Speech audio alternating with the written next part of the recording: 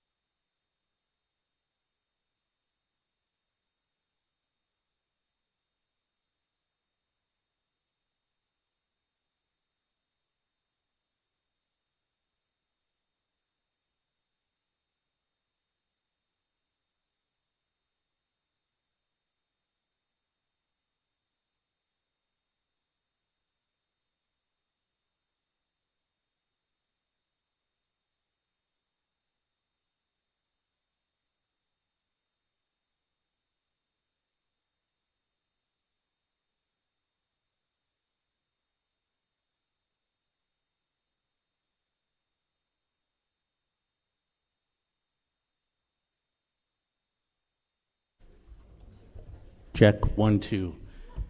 Good evening, everyone, and thank you for attending. This is a special meeting called by Upper Mount Bethel Township. So we'd like to open up with the Pledge of Allegiance. So if you can stand, please do for the Pledge of Allegiance.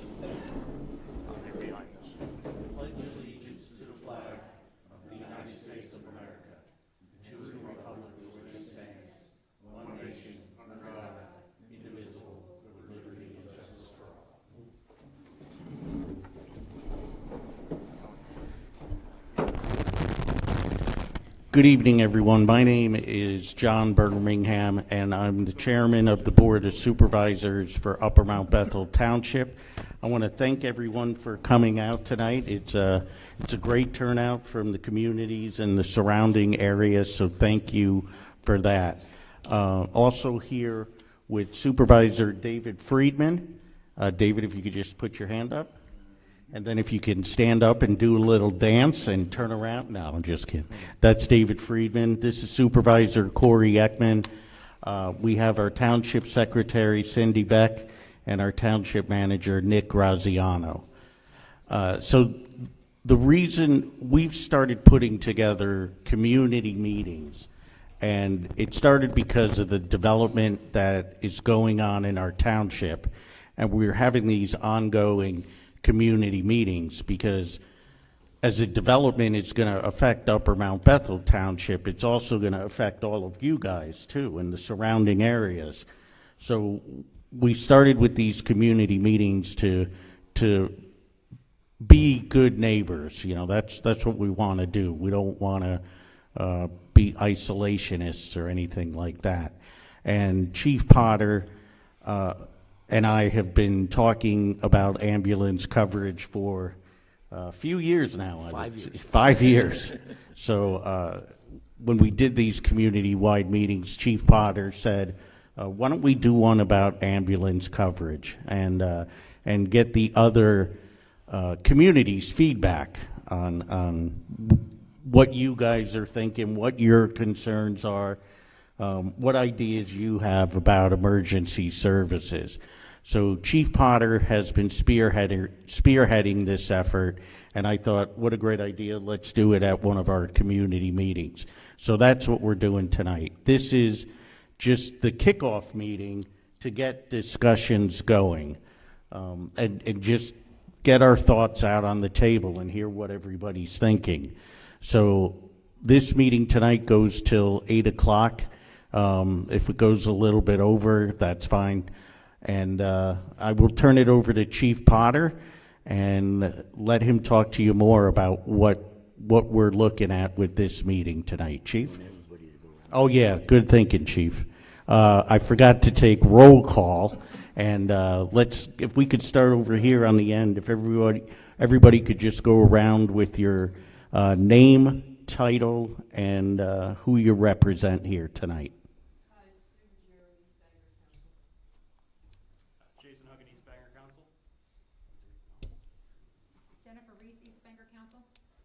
Christopher Confalone, East Bangor Mayor. Nate Belsner, East Bangor Council. Pete Zaslak, East Bangor Council and Fire Chief. Ken Tillman, East Bangor. See, I know Rosetto. Everyone's saying East Bangor here. Rosetto. Joe Angelini, Rosetto. Ken Fairchild, Plainfield Township Supervisor. Robin Zamota, Penarville Borough Manager. Mark Sperling, Bangor Council. Great, thank you. And is Knowlton here tonight as well? Do you want to come up and sit up front with us?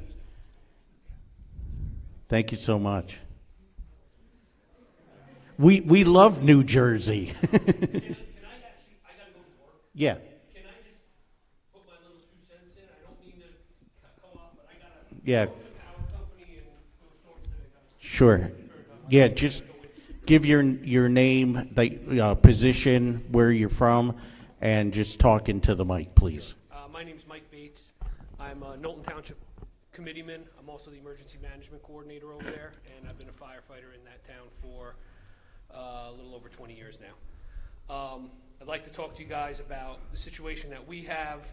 About 10 years ago, we were in a similar situation where we had volunteers, all volunteer, EMS, and it was failing. And it continued to fail around us, and we decided, I think it was 2012 or 2013, we decided to reach out to a hospital-based company. So we started with Atlantic Ambulance. They were out of Hackettstown. That's part of the Atlantic hospital system. And then in 2017, I believe it was, we switched over to St. Luke's. The contract that ended was a 5-year contract. It went back out to RFP. St. Luke's did it. I'll just give you a background of what we do. It costs the township nothing. In fact, they bill the resident or the patient direct through their insurance. If you don't have insurance, it just goes on to whatever additional situation you would be dealing with. They basically operate at a loss. You know, St. Luke's currently operates at a loss by providing the ambulance service for us. Their intent is to get downstream revenue, right? They want to get you into their hospital, get you into their facilities, and, you know, get those expensive tests and all that stuff. That's where they really make their money. I will say that, generally speaking, we've been very happy with the way this has worked out. It really has been a pretty good partnership. They keep a truck 24/7 staffed in our firehouse. We have been having some staffing issues since COVID. They've been relaxing a little bit on certain nights of the week or certain shifts. They've been having a little trouble staffing because they are short-staffed. Being able to team up with neighboring townships has been our goal since the onset of this. And for whatever reason, whether it be Belvedere or White Township or up into Blairstown, they have been unwilling to, I don't want to say unwilling, but they have not yet gotten away from their volunteer services. Some of them have started their own paid services. I will tell you about this because we looked into it. For a paid service, if you have less than 1,500 calls a year, you are not going to break even.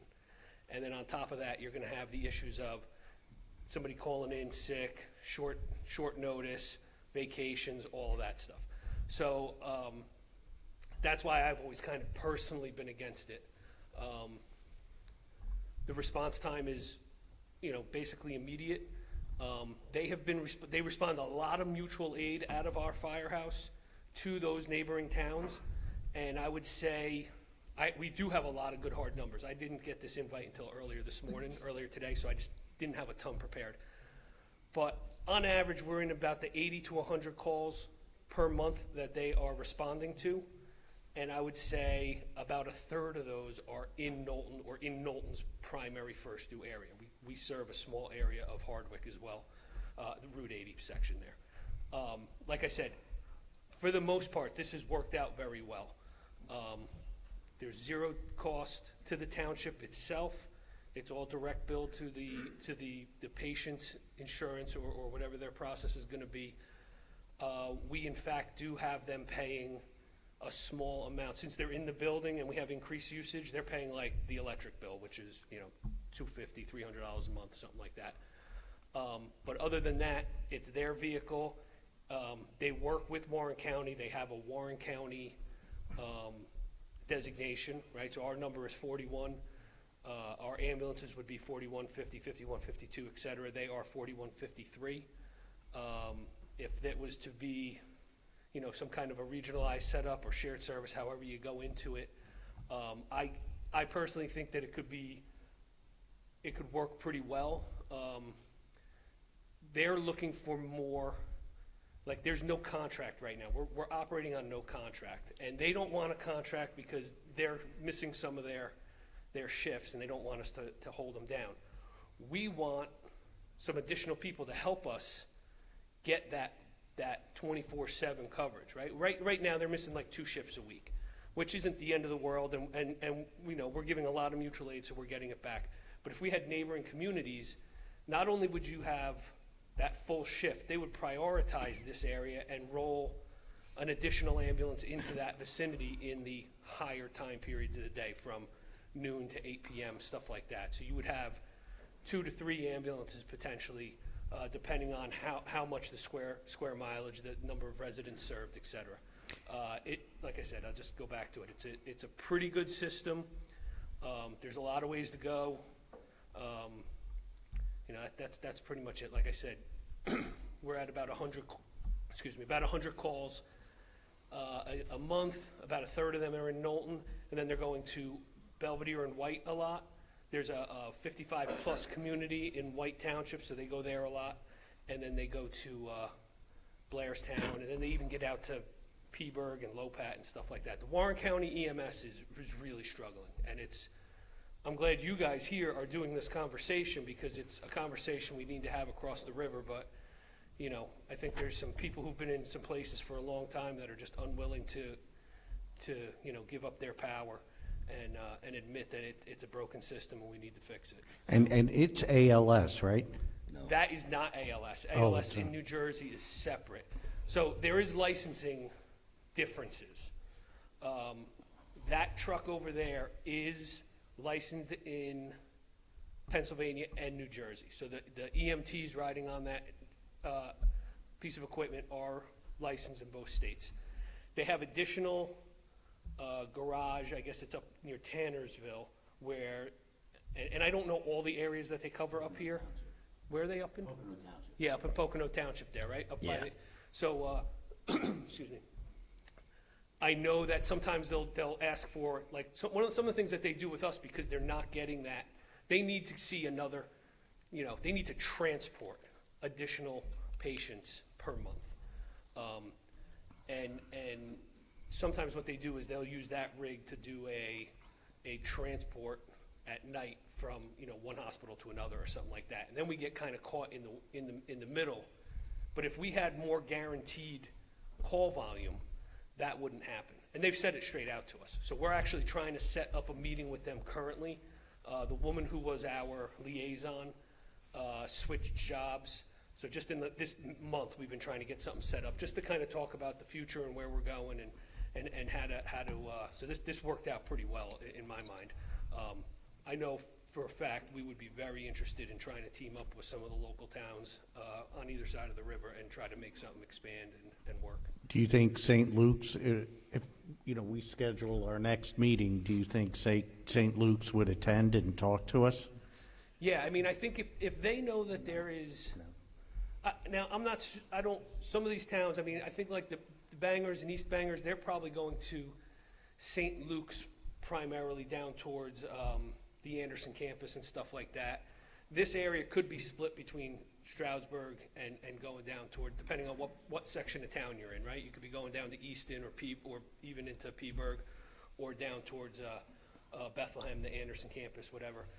One of the things that hurts us is because they're going outside of Knowlton. When they're going into White Township and Belvedere, they're going down to St. Luke's Warren, right? But when they're going into the northern parts of Knowlton and some of the eastern towns and even up into the Blairstown and Hardwicks, they're going to Pocono and then Newton and sometimes even Hackettstown. So they're not getting the revenue from us. If they see an opportunity to get that downstream revenue, that's going to be the hook in their mouth, you know. Then they're going to bite and they're going to be more interested. Taking over for a Suburban would be a windfall for them in my mind. You know, they would definitely be I don't know how Suburban operates specifically. I don't know anything about them, but I would imagine that if they could be routing their people towards, and just so everybody understands, you have full choice of where you're going, right? So if you prefer to go to Stroud or to Pocono because that's where your doctors are, they'll take you to Pocono. They're not going to force you to go somewhere, but if you say they're not going to take you somewhere that's not proper for the care you need, they're not going to drive you an extra 20 minutes or something like that. But if you, you know, they're going to take you to the closest place. But I think with some of the towns that are representing here, I think that a good opportunity for St. Luke's to get more people into their facility. Yeah, I've talked to St. Luke's numerous times, even when Mark Lohman was still in charge of their ambulance side. They don't want any conflicts with Suburban. Yeah. They told me right out, because I asked them if they'd be willing to come over, and they said absolutely not. Oh, really? I mean, they come over. I mean, they take calls in the usually, borough, yeah. the township. I mean, they do. I mean, they've been called out to Washington Township already, but they won't bring units in and station them here because of the conflict of interest. with Suburban. So, I That's mean, good to know. I didn't- we have been down that road, and it's been a long road so far. Yeah. Well, listen, I appreciate you guys giving me some time tonight. I wanted to take that moment to share our experience. That's unfortunate. I mean, I really felt that would be a good opportunity for yeah. everybody. I can understand. They probably get most of their, Suburban's probably bringing a lot of people to them anyway, so it gets a little, probably get a little tough for them. Before you go, Mike, does anybody have any questions for Michael? I see him quite often if I do. Yeah. We've known each other like 20 years, so. Great. And listen, just understandably so, if that truck is in that firehouse over there, it's always available to come here. So I know that there can sometimes be a delay between Northampton and or Monroe and Warren County as they work through their dispatching and stuff like that. But that ambulance is available, and it can come over here. And with the uptick of development, you're going to have the potential of a lot more, vehicle traffic, the warehouse and stuff. You're going to have more people during the daytime, more daytime employees and stuff like that. So there is that opportunity. But I appreciate everybody giving me some time tonight, and good luck going forward. Great, thank you, Thanks, Mike. Mike. Take care. We'll be in contact, man. Thank you. So, Chief, I'll turn it over to you. Okay, thank you all for attending. I do appreciate it. Like John said, we've been working on this for quite a while. We've met with numerous ambulance corps probably 4 or 5 years ago. Fortunately or unfortunately, we never went with any of them squads, and unfortunately, a couple of them squads are now actually out of business. And as of a few weeks ago, Bethel Township gave up their ambulance service also, and that was one of the units that we had talked to probably 4 or 5 years ago. Yep. So in a roundabout way, I mean, we've had discussions with Suburban. Suburban had come back and said, they needed more money, but it was only going to be for the service that they were currently providing. And I think what had happened over the years, and especially in the past couple years, and we don't have a problem with the quality of care of Suburban EMS. We have a problem with the response times. And I think everybody sitting in this room is probably concerned with the response times also. And everybody, I feel your pain. I do. I feel your pain, and hopefully we can work through this. But what we got to do, we have to, from all the municipalities that are willing to be involved or want to be involved with this, if we want to go regional, or if we want to get another service provider in here, which there could be. Cetronia just moved into Bethel Township. They took over Bethel Township. We had a Sector 3 Chiefs meeting last night, and after the meeting, during the meeting, some of the chiefs left us early. No, they had a second alarm fire out in the Wind Gap area, and some of the Sector 3 chiefs did leave to go on the calls. But they said Cetronia has been very receptive out there. They're actually taking up other calls, and from what I hear from other folks, I'm not real familiar with Cetronia, but said they're pretty top-notch outfit. They have over 40 trucks in service right now, so apparently they're doing something right and they're on the right track. So I'm going to call Bob Madoff, who is their chief executive officer, and I'm going to try to set something up with Bob, hopefully for a future meeting, and maybe we can even set one up for next month if we get the time, John. Yeah. We'll see how see how receptive everybody is tonight. But what we have to get down to is the total number of calls that your municipality has. And you can get them call volumes from the control center. Or if the municipality would like, if you want to give me the authorization to contact the control center, I would be more than willing to look up your calls for you. That is another option. If your fire company is running QRS service, try to get some feedback from the fire end. I know there's some fire guys here tonight. I know our township, Upper Mount Bethel, runs QRS. Lower just gave up their QRS. unfortunately, and they were very busy with their QRS service.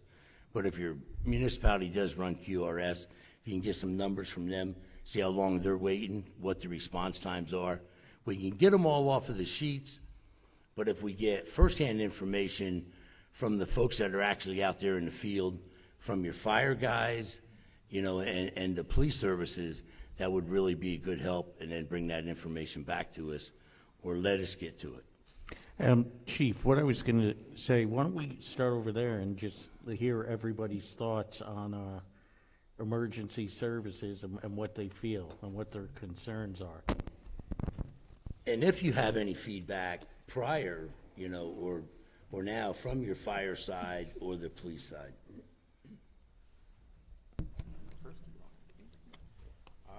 The only thing that we really are worried about is the response time from Suburban or other departments that come in. So What would you say is your average response time? I don't have that No. on me Okay. at the moment. Okay. Do you know offhand how many calls? Nope. You get? Okay. Yeah, and you didn't need that for tonight. We're just trying to gauge your interest and your concerns. So your biggest concern is response time. Correct. Yeah. And what about you guys over here?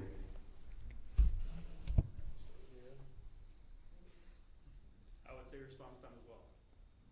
Yeah.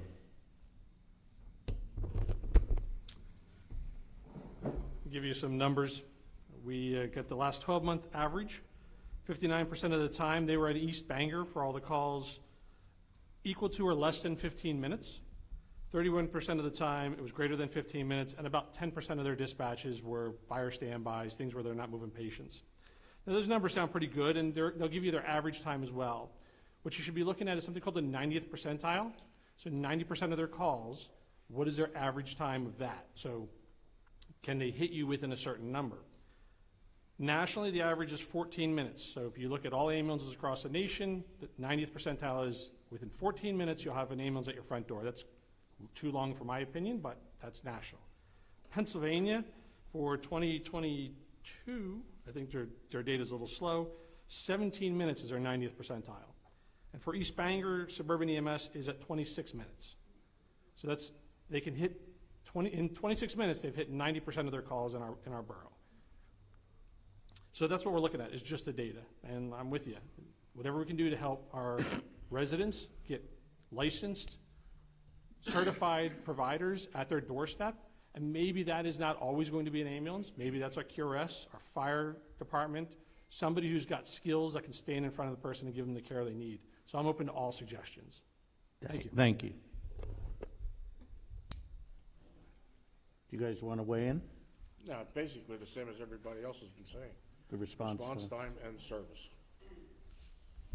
Yeah, and Chief, we're like, what, 30 minutes, would you say? Yeah, 28 to 33, I believe. Yeah. Probably out in the township. Nick just had an experience. What was your time, Nick? I had 2 experiences. Nick, if you can come up to the podium, please. And just so everybody knows, we're making you come up to the podium because this meeting is live streamed on our township Facebook page. So you guys are all in a live show right now. Anyway, I'm Nick Graziano, the township manager. I had 2 experiences. My wife at home, she suffers from certain diseases, and I was still working the first time, my first situation. I deal with the Suburban probably once a year, twice a year. Their service when they get here is great. They're good people, and I understand there's a system problem. It's not them. So I think everybody that's here can probably agree to that. Their service is great, but it's just getting there. And I realize we live in a rural area. It's tough. But the first time my wife had a heart attack, and that was in probably 2008. And I was still working, and I was working in New York. I got the phone call from my wife, and I almost beat them to Pocono. took me an hour and 10 minutes to get there. So it took them 40 minutes to get to my wife, and by the time they were wheeling her in. So, was that good? No. But she's alive today, so they saved her, and I appreciate that. The second time just happened 2 weeks ago, and my wife called me, and she was limp. She was slurring. She was clammy, and I've been trained. I was in the military, sheriff's department. Basic life skills, and I couldn't even pick her up. She was limp, and I knew I had to call 911, and I knew it was going to be long, but I was nervous because she wasn't reacting to me. So I was talking to her to keep her going, and I couldn't get a pulse. So I got nervous, and I called Chief Finan because I know he's local. I already called 911. They were dispatched already, and he got to me in 15 minutes. But when he got there, he said, "Nick, they're 25 minutes away." He said, "But we got this," and we did. She was in the hospital for 4 days. Finally got her home. But anyway, everyone has a story. But I just want to explain that because that's what we're dealing with in Upper Mount Bethel. It's not just me; it's everybody. Jimmy, I think, is being generous with the 30 minutes, but that's fine. Jimmy's got the data.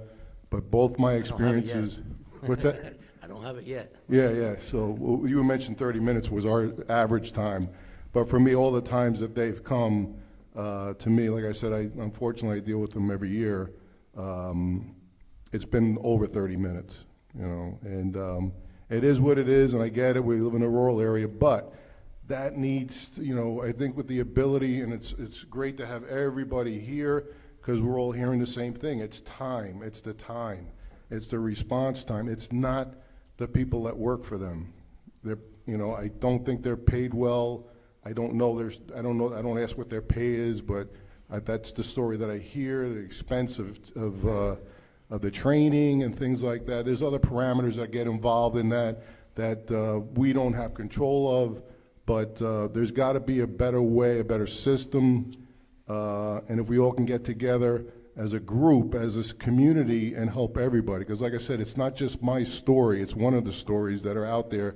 So everybody in this room has probably experienced before.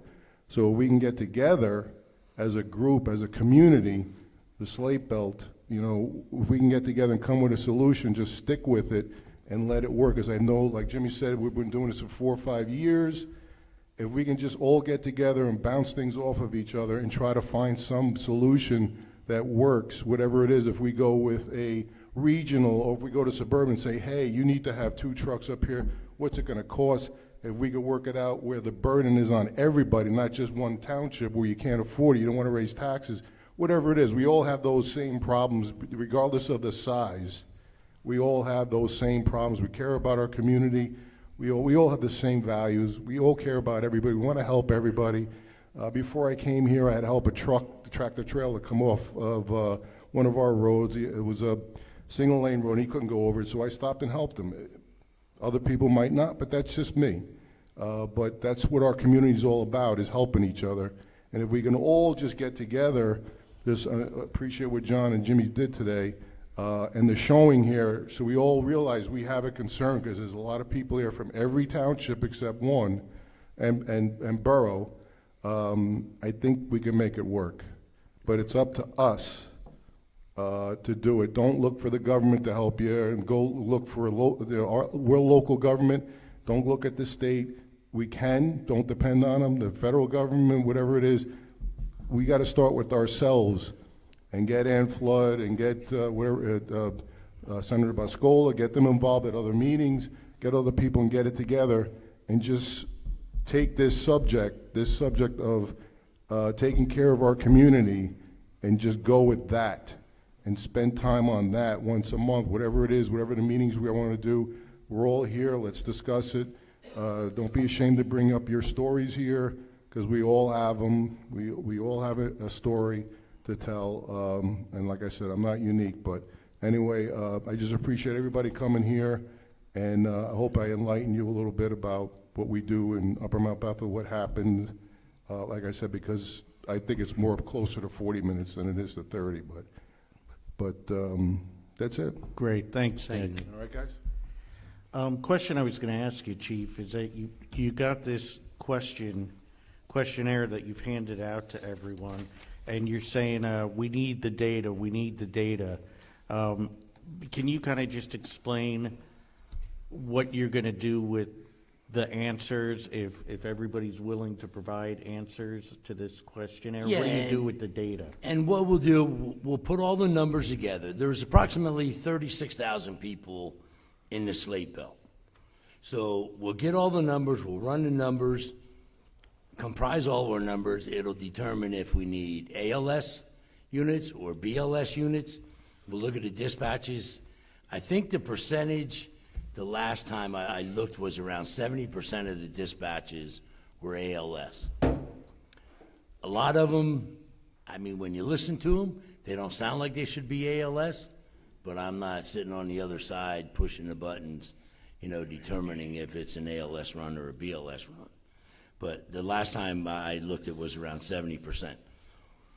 And we'll get all them numbers together, and we'll see if Suburban is willing to, I guess, work better with us, maybe, to see. Do you mean like get they would- another ambulance in here, in the area? maybe another ambulance. And I did talk to other outside ambulance squads.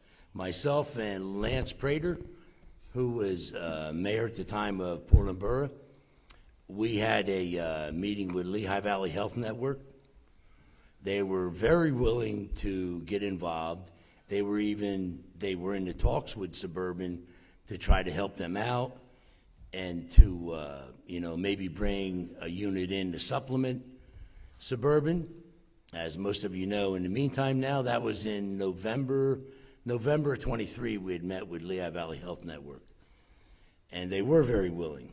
In the meantime, I'm sure you've seen it on TV, they are merging with Jefferson. We have not heard back from them since the merge with Jeff came about, but it could either help us or hinder us. We're not really sure yet.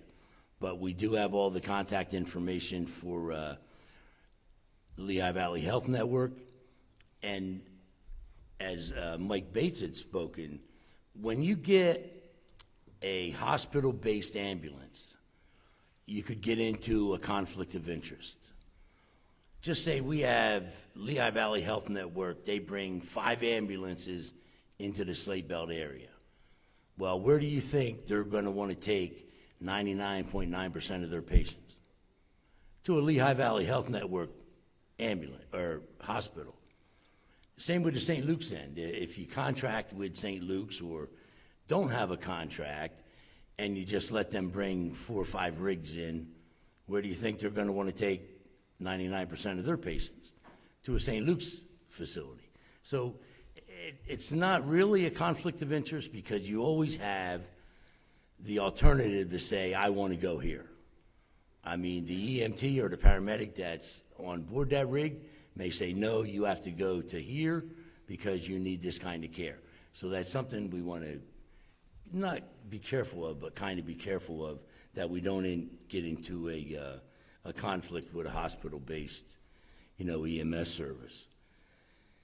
And I mean, we just want to get all of our numbers so we see, kind of where we're at. And I mean, to justify talking to anyone, even Lehigh Valley, they wanted to know the numbers. How many calls are we talking? You talking, 200 or you talking 3,000? It's going to make a difference on if, they're going to commit a unit, commit 2 units, maybe commit 3 units. If we get the whole entire slate belt involved, as a slate belt, unit, I mean, they may need 5 ambulances. But, if you have ambulances sitting, from their perspective, if you have ambulances sitting, then they're overstaffed. So, they're not going to bring in 6 ambulances and have 2 of them sitting most of the time. Or if we would do a regional thing with our local municipalities, and we would have, just say, 3 ambulances, that we could bring up 3 ambulances. We'd have 2 BLS and an ALS unit running. And like Mike Bates said, we have St. Luke's come over to Northampton County frequently. I mean, frequently they're over. Probably, if they're available, probably at least 1 or 2 times a week, we pull a unit out of Warren County to come over. So, I mean, the numbers will tell. Like I say, we got to get the numbers in reality before, we can move forward. And the same with the cost, because you don't know how many units you need, so you have no idea what the cost is.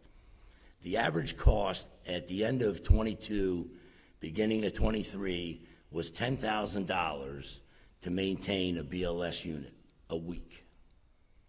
So that's $520,000 a year, around $500,000 for one BLS unit is about $500,000.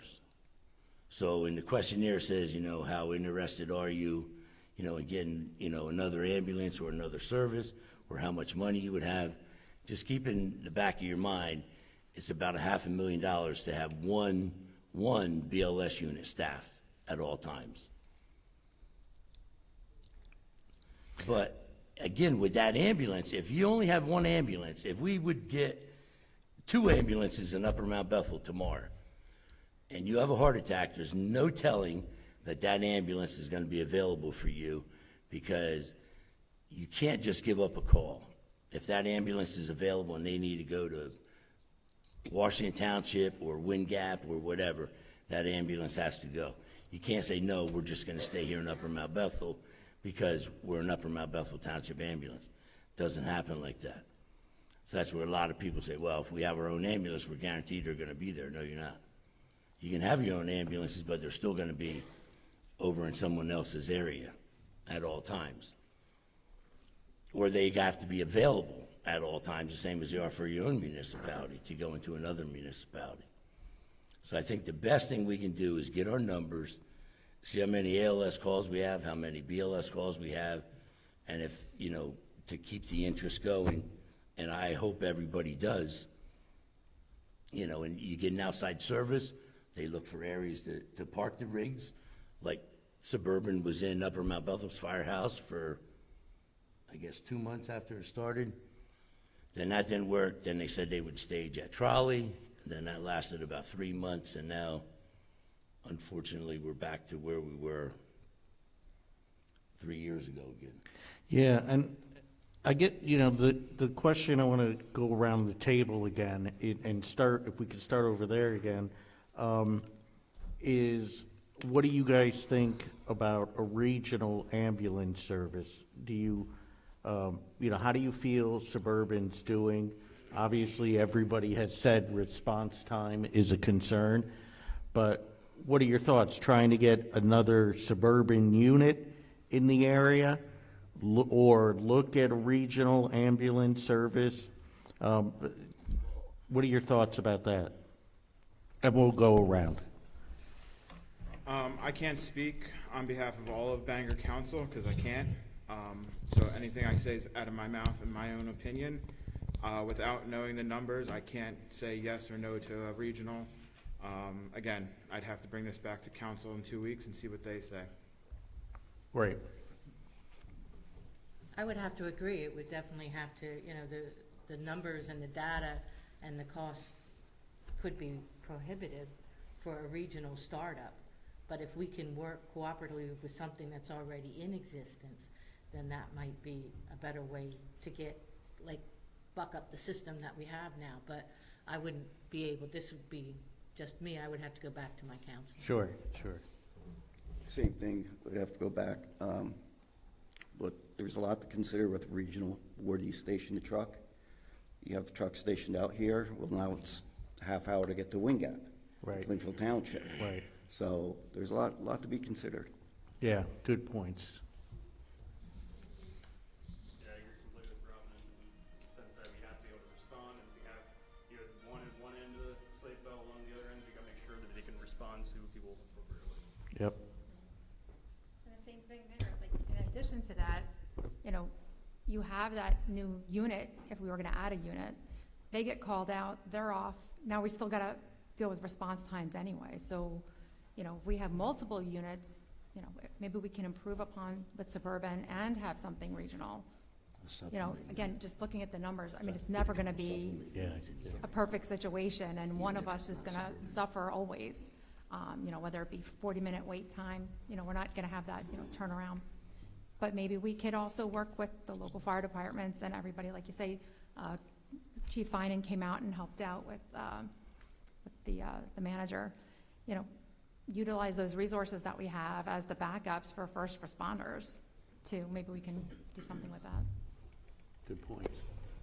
Yeah, I'm going to echo what Jen said. She does it beautifully. We need to look at other resources. Unfortunately, we're very rural, and I don't know that the money's ever going to be equal to having what we need at our doorstep with an ambulance. Suburban's got a lot of challenges, and unfortunately, it's the industry, it's not them. You know, you don't have as much staff physically coming to work. So I think if we take our resources we have now, the fire departments, the people who are already certified in our communities, and then certify more people, we can bring education to our providers in our community. Maybe we can get somebody at our doors sooner, and we can tolerate then the fact that Suburban's going to take a little longer to get here, or St. Luke's from New Jersey. So there's programs out there, Stop the Bleed, Hands-Only CPR, getting rural education monies to us through grants so we can certify more providers. And honestly, I'm going to go back to the fire companies. We have a lot of first responders already there, wearing a uniform, running out the door to help us already. See if we can strengthen them to help us even more. Thank you. Good points. One of the things that I find very, very interesting is Suburban has a 3-bay garage in Rosetto, right on the Bangor-Rosetto line. But they don't staff them there, despite what they tell you. They tell you it's staffed 24/7. Not true. That rig that's there, or the 3 rigs that are there, 2 of them won't run at all. The other one will head to Forks Township or the south end of the county to handle a call. And then they're 45 minutes to an hour away from up in our area. So we are responding as a fire company, as you've already stated, as a fire company, and we are doing basic medical until someone can get there. Sometimes that's the Wind Gap ambulance will end up in Rosetto, and I've got Suburban in my backyard. So that's my biggest concern, is Suburban there's all the excuses. Well, we don't have the staff, we don't have the money, we don't have this, we don't have that. I want to hear from them, what is their solution to the problem? I haven't heard that from anybody representing Suburban yet. I haven't. Some others may have heard something, I haven't. Good point. I agree with Ken wholeheartedly. They keep telling us that there's a rig there and there's a rig there, but I haven't seen it. So, but one thing, as far as regionalization, I don't know where we would ever get that kind of money to start our own ambulance squad up here. I don't know where we would ever get that kind of money. But if we can find an existing unit that wants to work with us, where we may be able to put some resources into it to make them better, to where they could help us, I think that might be one of the ways to go. Great, thanks.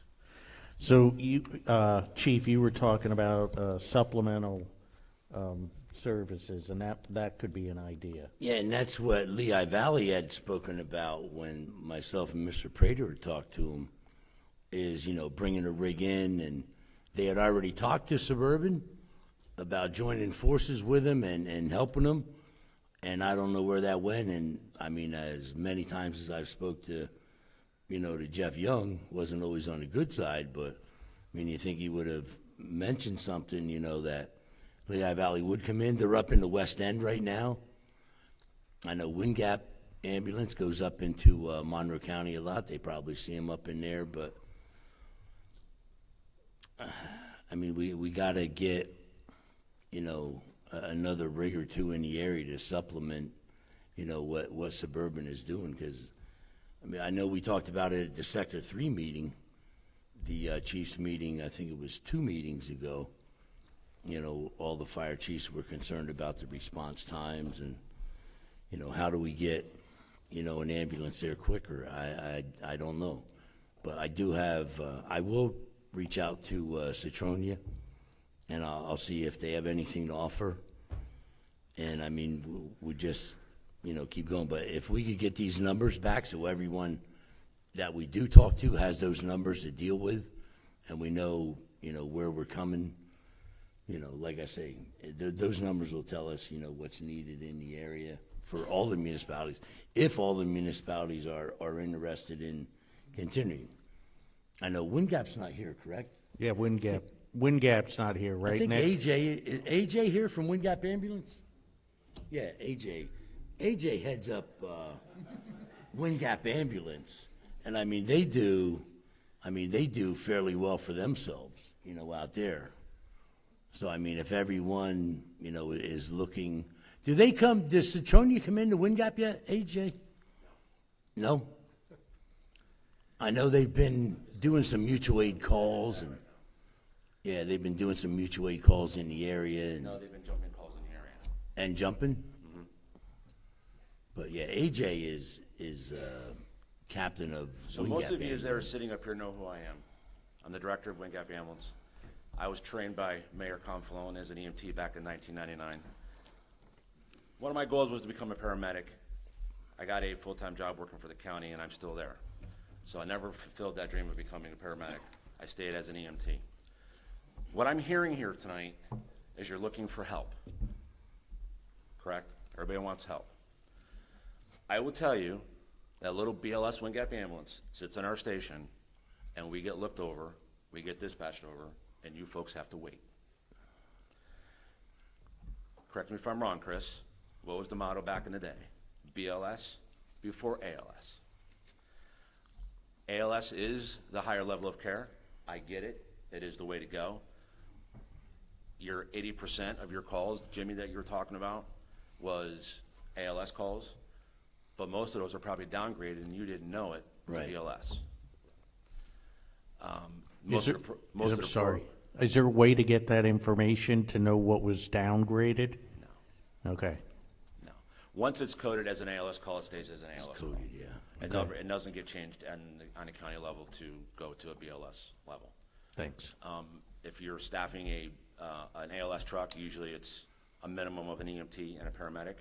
Sometimes you're lucky enough you get two paramedics. That's how you make your ALS truck. But I would tell you that we have sat in Wind Gap Borough. We have seen Bethel Township. We have seen Nazareth Regional come blowing through Wind Gap Borough, listening to them going up into Rosetto Borough for cardiac arrest.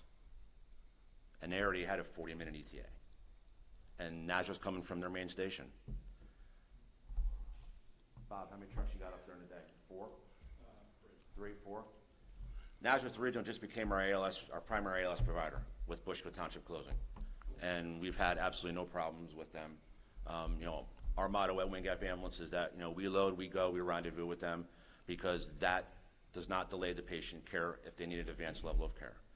My folks are not going to sit and wait for Nazareth Regional to pull up at the back door unless it's a critical patient where I need both of my staff members in the back of the truck. Okay? My goal here tonight was to sit here and listen, but my good old friend Jimmy Potter. I'll bring you out, buddy. So you talked about utilizing an agency that's already in service. I will tell you that I have spoken with my board, and I know my board is on board with it. Our goal, and we're halfway through the year, and I'm not sure it's going to happen, but it is still a goal, and it'll always be my goal as long as I'm in my position, is we want to become an ALS service. But with that comes the call volume. You have to have the call volume to substantiate the ALS service, because now your monthly bills, if you will, your overhead is going up, because now you have to pay a paramedic and you have to have an EMT on the truck. We are all experiencing staffing crisis. So currently we have, we run a EMT and a EMS VO. Back in the day when I started my EMS career, I used to drive for Chris when he was an EMT, and all I was a CPR EVOC certified individual, otherwise known as a first responder. They had done away with that, and you had to be a EMR or better to be on the BLS truck. And with COVID coming, everybody started experiencing the staffing level crisis, and they brought that, I guess you can say, protocol back, where to be on a BLS truck, you need CPR and you need to have your EMSVO. You now get a card from EMS Council that you are certified. So I've hired EMSVO folks with EMTs to stay in service. We are all experiencing it. We are all experiencing it. There's not an agency out here that does not experience it, or their overtime is out of this world. And I am very frugal with our budget. I try to be, and I try not to put out a lot of overtime.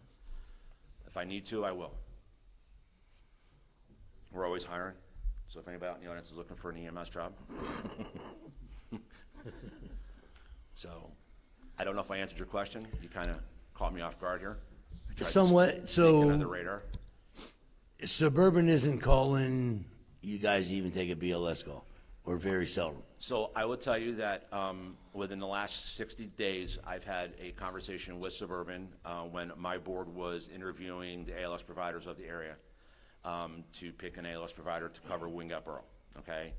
And we interviewed them, and one of the biggest things that we said to them was that, you know, help us out. You're going into Prince George Borough from St. Luke's Bethlehem or St. Luke's Anderson, and you're saying you got a 35-minute ETA, meanwhile I'm 12 minutes away. Okay, it's a BLS call. I'll take it. You guys stay available for the higher level of care, and guess what? Now there's an ALS call in Wingate Borough, and you're right there. Take the call. Now that patient's got a higher level of care because they're having chest pains, or they're having a stroke, or they're having a near syncopal episode. To me, one hand washes the other. It's the same conversation that I had with Bob Norder a few weeks ago. You know, listen, you're coming from Nazareth Borough. We're not going to wait for you to come all the way into Wingate. We're going to load, we're going to go, and we're going to rendezvous. 90% of the time we rendezvous at the Belfast or Stockerton interchange. You know, because our people know we're not going to wait for them to come in here. But at the end of the day, that's the way to do it. I'm not going to have an ALS truck chase me down the highway. I'm going to go to the ALS truck if I need it. So, but we sit in Wingate Borough as a BLS agency, and I hear dispatches all day long. I'm not going to tell you what I do for my full-time job, because I am not here to talk about my full-time job. I'm just going to leave it at that. Most of you know what I do, and I'm not going to talk about it. I'm not going to answer any questions about it, because I'm not here representing them. Right. So I have a question, if I may. Yeah. Who determines which ambulance company is going to get called for I'll just use BLS, for a BLS call? Because I agree with you as far as... What do you mean by which company? Like the municipality? Okay, so in Rosetto, I have a BLS call. Who's determining 45 minutes for Suburban, or, look, I got Wingate right there, 10 minutes away? Why are they calling Suburban instead of you? Because they're It's available. their primary, yeah. If they show a truck available, they're dispatching them. Even if it's 35, 45 minutes out? That is correct. And so is there a way to correct that problem? Because to me, that's the problem. I would imagine there is by using AVL, you know, but that's not something that everybody's going to want to do, because now you're going to have agencies that are coming outside of your municipality that are going to start staffing trucks and putting trucks all over the county and saying, I'm the closest available unit, to look to put each other out of service. So basically, instead of playing nice in the sandbox, you know, some agencies are, okay, and there are other agencies that are not, at the end of the day, okay? I am a proponent of patient care. I have always been. And honestly, and I keep looking at Chris because he's smiling at me, he's shaking his head. That's where I learned it. You know, between him and a few others at the old Liberty Ambulance, that's where I started my career. You guys remember Liberty Ambulance? Some of you do, some of you don't. That's where I started my EMS career. And I will still hold that true, but if you were not going to play nice in a sandbox, then I'm going to look outside it, and I'm going to go just a little step further. But at the end of the day, my folks are trained, they're well-trained, and we're going to load and we're going to go. If I'm going to Monroe County, I'm going to meet with St. Luke's, or I'm going to meet with Lehigh Valley.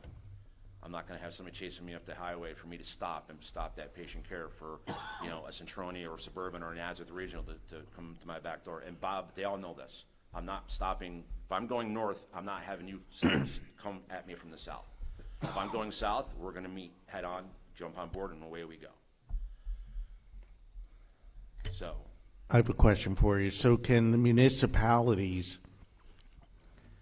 I would think the municipalities could say, and I don't know this for sure, or who we'd even say it to, but, you know, like Ken was saying, if there's a BLS call, we want the closest BLS to respond to the call. And I understand primary and all that, but, you know, like if the slate belt here came together and said, this is what we want, yeah, if you could just expand upon that. So a few years ago, Borough Manager Zamoda, I think she was in the position at the time, Penarja Borough designated Wing Gap Ambulance as the BLS provider for Penarja Borough. I don't recall how it all went down, but our chairman of the board and myself were notified that Suburban had gone there and made some inaccurate information against Wing Gap Ambulance. So we had to go and talk to the Penarja Borough Board to rectify all that, and we provided financials, and I think it kind of opened up their eyes that what they were told and what they saw were two different things. It wasn't even remotely true, okay? And we were prepared to take over as the BLS provider because of where we were located, but some of the borough council members pulled back on that, and we really haven't heard anything since.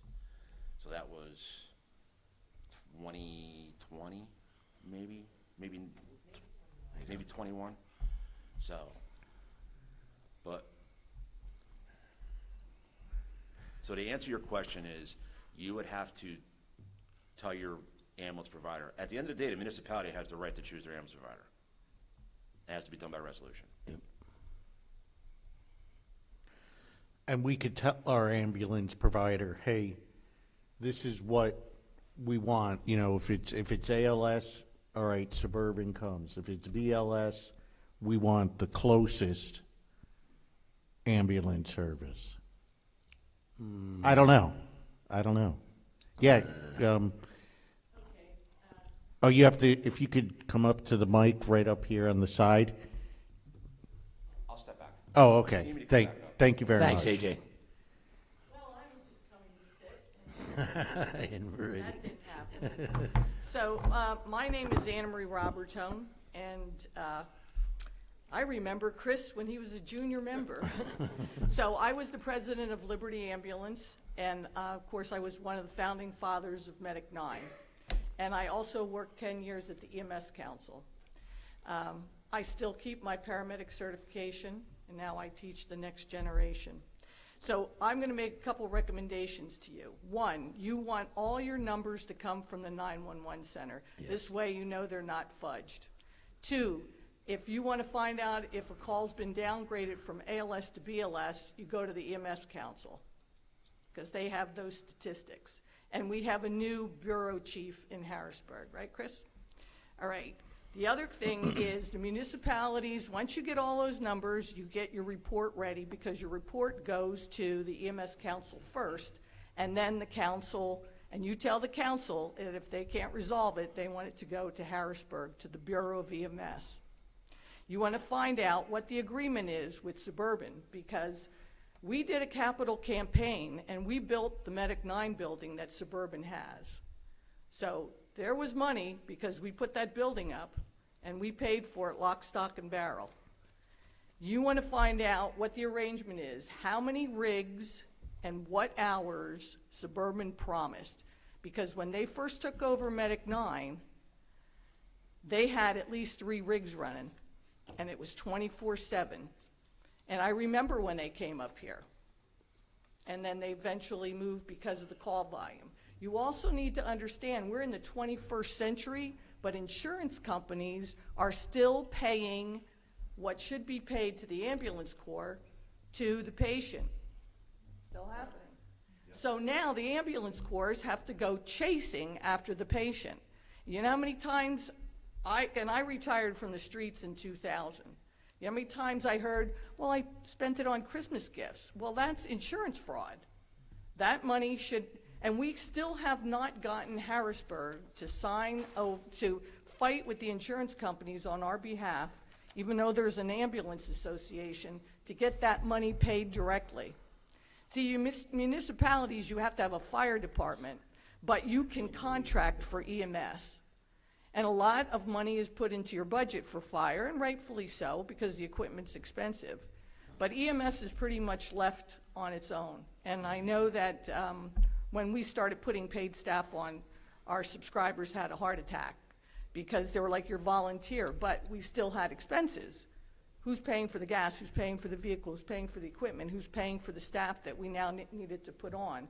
Because the state at one time said, you got to have the manpower, and when the tones go off, you got to man those trucks. And if you're ALS, you got 2 minutes to get out the door. Okay. So, you need to ask Suburban, what are their dispatching SOPs? And I'm sorry, I forgot your name? AJ.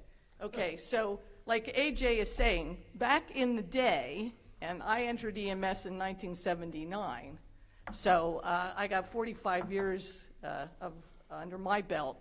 Back in the day, we worked with everybody, at Liberty Ambulance. And Blue Mountain Control Center knew, and you do the same thing for the 911 center. If we were out, then if it was towards Bangor, maybe Portland came down. They knew automatically to dispatch the closest available. It sounds like Suburban's not giving up any calls. Right. And from what I understand, a couple of times they turned around and canceled ambulances because the closest available was dispatched, and they were told that we're coming. The other question is, why are they staging?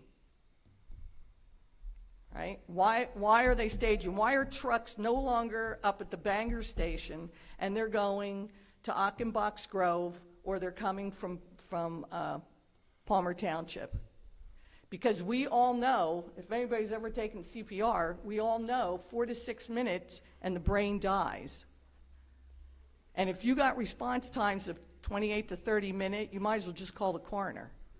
If you got internal bleeding, any type of bleeding, internal, external, time is brain, time is heart, and time is survival. And that's what you need to understand here. It's not going to be cheap. It is very expensive. And because insurance is sometimes slow, but something has to be done.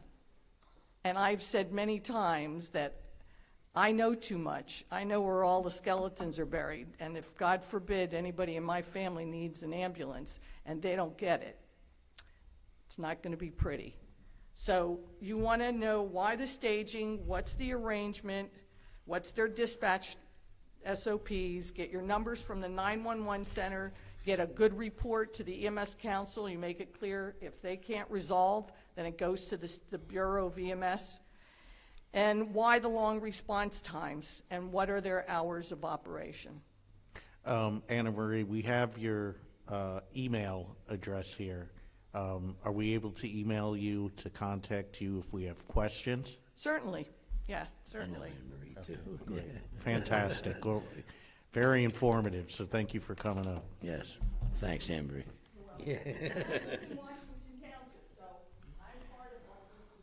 Great, thanks.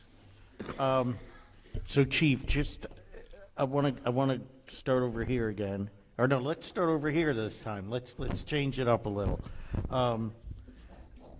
With the questionnaire that Chief Potter filled out, are you guys willing to get this information, or what are you thinking at this point? Or if they want me to. Or if you don't have the time to get it, all you'd have to do is send an email to Chief Potter that, hey, Get it to Ronnie, yeah.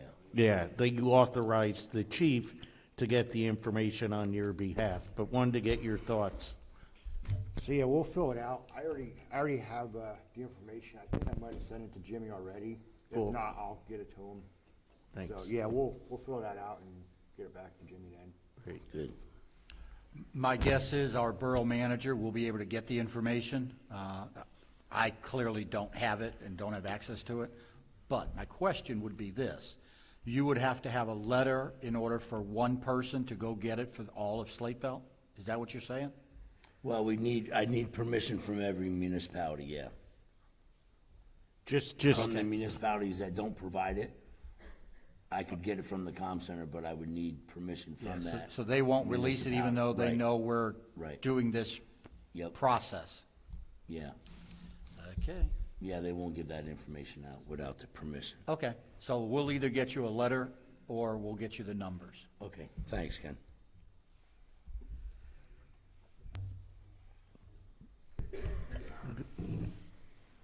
I have to bring it before our board, Sure. and we all agree on it, yes. then we can- Okay, great.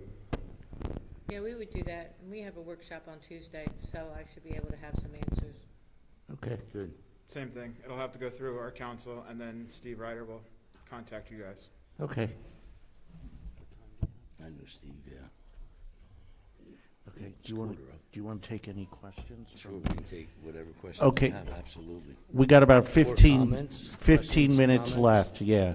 15 minutes left, so if anybody wants to come up with a question or comment, but it looks like we're all going to either get the data and get it to the chief, or we're going to bring it back to council and see if the council wants to vote to go forward with Can we it. pick another date? Yeah. Give it to them? Yeah, sure. We're not gonna be. Yeah, and so we'll open it up for public comment for 15 minutes, and in the meantime, let's think about a date for our next meeting.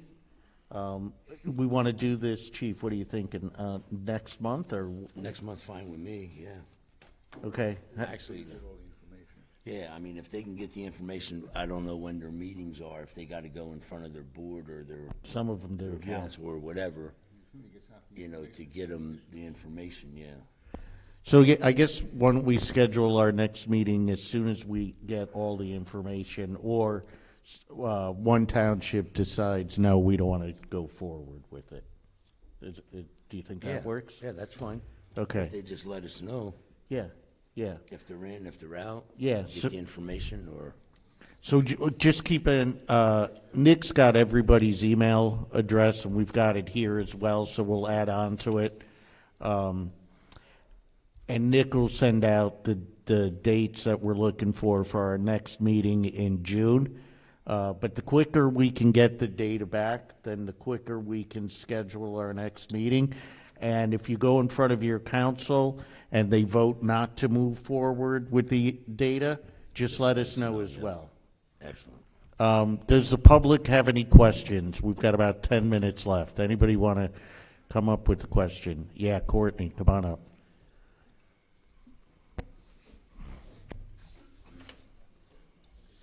I'll let you take the question. Oh, that's all right. So, Courtney Gilmore, 107 Morningside Drive. It's not so much a question. It's something we personally went through a couple weeks ago. We were leaving our home and found our elderly neighbor in his driveway, just laying in the sun. He had had a stroke. We didn't know that at the time. We called 911, the whole thing, just kind of piggybacking on what Nick said. It was like almost 45 minutes. I called a second time because he started complaining his breathing was changing, and you know, while I know basic CPR and could have tried my best, it would have probably been better we had someone local that could have at least assisted in that, because I'm full of panic and I wanted to make sure I was doing everything correct for him. But it did take 45 minutes, and once they got there, they were fantastic. They in and out, got him, did the thing. But it shouldn't, we live in a community that has a lot of senior citizens. And I think that day I thought, wow, what's everybody else doing if it's taking 45 minutes for something this severe? So I really think if we aren't moving into this major ambulance and we're keeping the service with Suburban, that maybe as separate communities or one community, we really do start training people that absolutely can show up at these situations. that could be an extra hand assist. I mean, I'm willing myself to go through whatever training would need to. It was a very frightening situation, and I want to know that I can be of better help next time. And I just wanted to just tap on that it was 45 minutes, so thank you. Did the local fire company show up? No. No? No one did. And the Suburban was coming from across the county. So she was, the 911 dispatcher the second time was very nice to stay on the phone with me and was going to talk me through life-saving measures if I needed to, which thank God we didn't need to go down that route. But it was very scary, and it would have been nice to either have been trained or have someone that was trained. So I'm putting it out there. I'm They willing to be probably trained. should have dispatched QRS service for sure. Yeah, it was me and Tom. So any way that we can have local quick service to these situations, especially with so many senior citizens in our area, I think it would be extremely helpful. Thank you for having us today. Thank you. Sorry, I gotta stop. It's my chair. I'll turn them. No, that's fine. Hi, I'm George Russo with Lower Mount Bethel Fire. So I wanted to speak on behalf of the fire departments in total, because it sounds like everybody wants additional help from local people like the fire department. We recently discontinued our QRS service because you have to have an EMT on the truck, and you also have to have a certified EMS VO driver. So there's a lot of occasions where we would get to the station and have multiple members that are trained in CPR, first aid, and Narcan as an example, different things that we're able to get trained as, but not be an EMT. We couldn't respond to the call. We had to sit there and wait. It's one of the reasons why Lower Mount Bethel Sonsetti Fire Company discontinued the QRS service, so that we could actually get dispatched for those calls and actually go help somebody with what we're trained to do. So one of the things that is a tough situation is that if you're EMS assist, county won't dispatch for EMS assist. They have to be recommended by the incoming EMS agent. So in the case, this woman here had her neighbor down on the ground, fire might not have been dispatched because if they're not a QRS agency and the incoming EMS didn't request them to be dispatched, they weren't dispatched. Every time in every one of our communities, there's somebody around. I can tell you, our fire department, we work close with Upper Mount Bethel, Portland, Washington Township. We work close pretty much with all the surrounding departments. 9 out of 10 times, somebody's around with some sort of training that can help somebody in these people's case. So I don't know how that can get resolved, but that may be something. That there is some local resources, but they're not getting called, or we have to go on our own because we have to listen to the scanner and say, oh, well, there's an EMS call up the road, and we just have to jump the call, which we're not really supposed to do. So I think that's a situation. The people are there, the people are willing to help, but it's just, there's rules and regulations in place, but I don't know how they can be changed, but maybe that's a way that it can be helped for all the communities. The other thing, Suburban, in my opinion, had things figured out to some degree. They had the rigs strategically placed around, the county, and everybody's lacking on the membership and employees or whatever. When we have these busy nights, and whoever has listened to a scanner has heard them, there's nights where it's call after call after call. That's when somehow somebody else can come in and be the backup. And I don't know how that can happen, but that's when it's really needed. On a sunny Tuesday and there's no calls and there's only a handful of rigs throughout the county, it's probably no problem. But when it's really busy and you have, say, Wind Gap Ambulance sitting there and they could grab some calls, maybe there's a way that could be some sort of an agreement. When it gets busy like that, they can utilize all the resources within the county. So that's all I have. Suburban they don't want to play nice though, apparently, from what AJ is saying. If they're going over them, sending Bethel Township up or, Nazareth. I mean, that's just crazy, but that's something maybe we can look into. Jimmy, understand? Yes, sir. If they're sending Bethel Township to Nazareth, that's based on the capability of that truck. Right, the ALS side. And Suburban is technically busy, I don't know what their structured dispatch is, but maybe the next week for them could be Nazareth Regional. You know what I'm saying?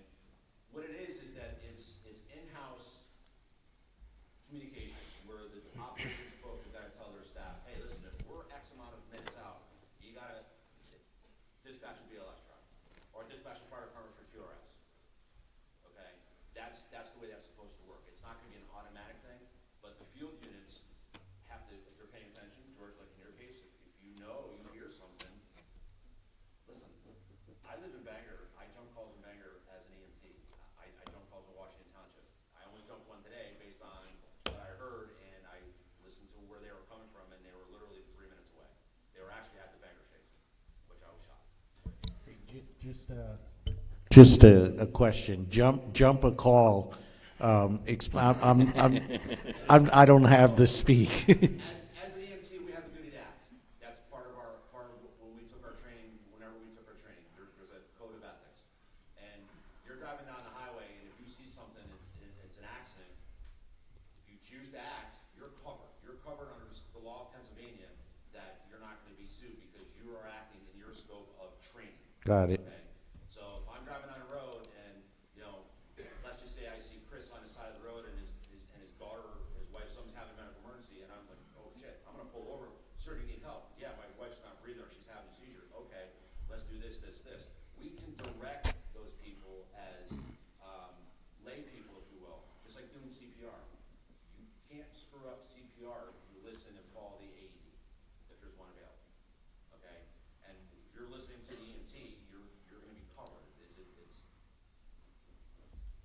to go on with George was saying. Thank you. Chief Fine at Mount Bethel Fire Company. So Mount Bethel Fire Company is certified QRS. North Bangor is kind of with us, piggybacks off of us for the township. We run the QRS calls together. We are only dispatched to the top 5, which, if I'm not mistaken, is shooting, stabbings, electrocutions, cardiac arrests, respiratory arrest, unconscious, unresponsive, stuff like that. That's what we are automatically dispatched to. We actually had to fight, and the gentleman who's in charge of our QRS service here now is Michael Brunio. He's a paramedic for City of Allentown. Been in EMS for a long time, very knowledgeable. So we actually had to set something up on our end as a fire company for when mutual aid, which is another EMS agency coming in for ALS calls, that we would get dispatched with that because of these extended time frames we were seeing for responses. As far as the young lady that stepped up here with her neighbor, if the ambulance doesn't request us, if they have an extended ETA and it doesn't fall into those five categories at that time, county's not going to take it upon themselves to just dispatch us. As personally, as a chief, as a leader, if one of my members jumped a call, I would not be happy because they are not covered under insurance then. If they get hurt on that call, they're screwed. Now, if they call me and say, hey, this is what's going on, I can easily call the county and say, hey, dispatch my fire company, so then we're covered. That's not a problem. But we can't just have people jumping and going on calls, in my opinion. So, but if I hear something, I usually, and I know there's an extended ETA, I usually start drifting that way. Or people call me in this township all the time about stuff. So, but as far as a QRS thing, personally, I think we should invest more in our QRS service. It's a lot to ask. Like I said, we only run the top 5 now. Lower Mount Bethel, I think you guys were doing every ALS call? For a while, and they were going out all the time, and they were strapped for sometimes for members for stuff like that. When we got certified, I told the EMS council, I said, my guys are CPR AED certified. If it's a cardiac arrest and there's no EMT around, I'm telling those guys to still go because they can do something. The person that came out and certified our stuff said they completely understand. You know, you got to do what you got to do nowadays sometimes. What I am going to say to the township, you have, not myself, I'm not talking about myself here, but you have plenty of other people that are well versed in the EMS world, that have family in this township, that live in this township. Utilize your resources. They have volunteered a couple of times. Utilize your resources.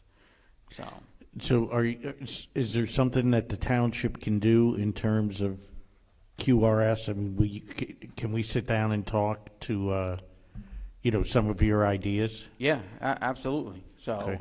and we can involve the other people.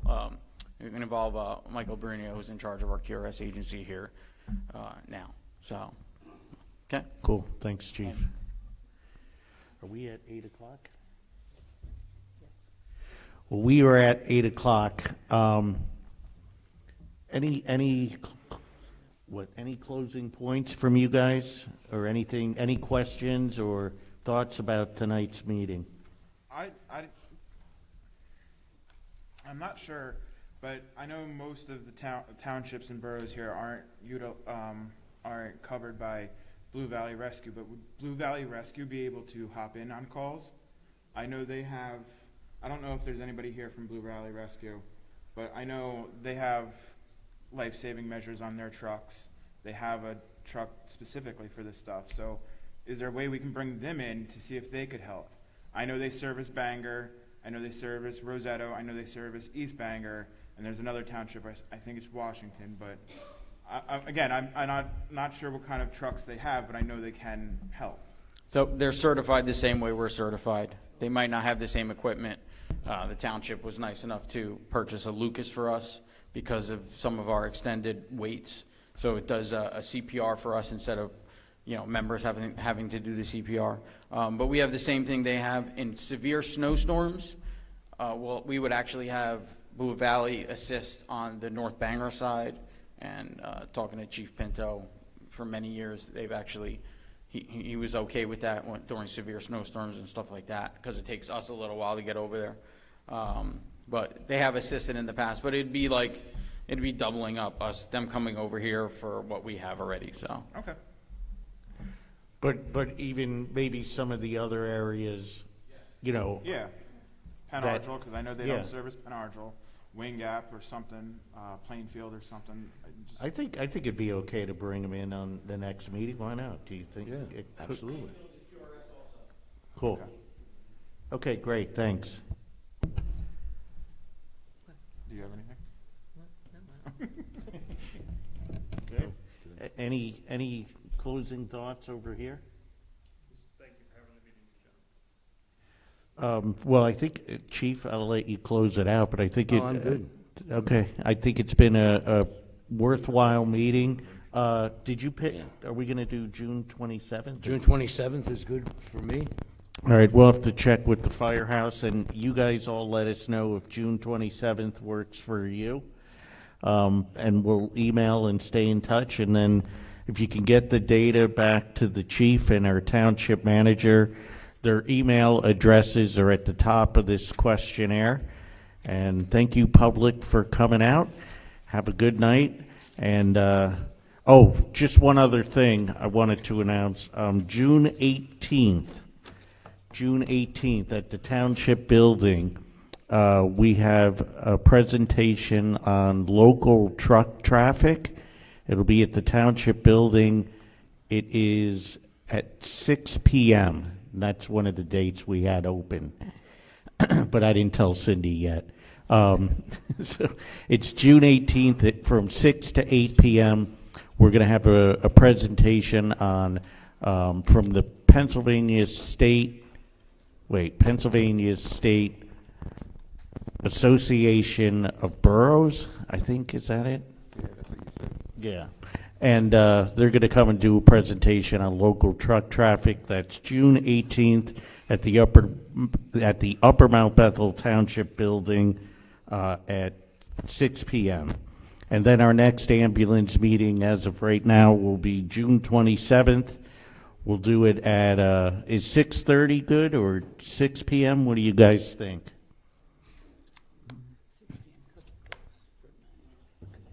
6:30. We'll keep it at that. Okay, everybody have a great night. Thanks Thank for you all. coming out. Yep, thank you. Thank you, Chief.